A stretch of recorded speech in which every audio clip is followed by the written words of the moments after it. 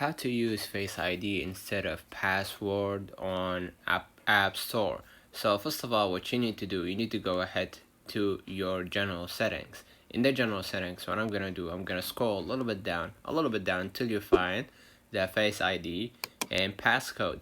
So I'm gonna just move here, alright, and enter your passcode right here.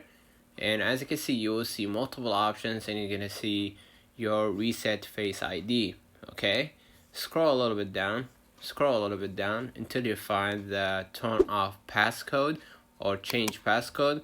In this case, I'm gonna just turn off the passcode right here. It says your Apple Pay cards and car keys will be removed from wallet, and you will need to be manually re-added to use them again.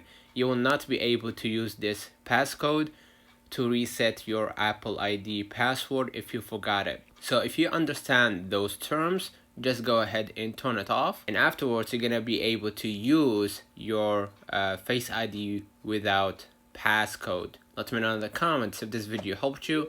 Don't forget to like and subscribe. Turn on the notification bell to receive every video we upload. Thank you for watching. See you in the next one.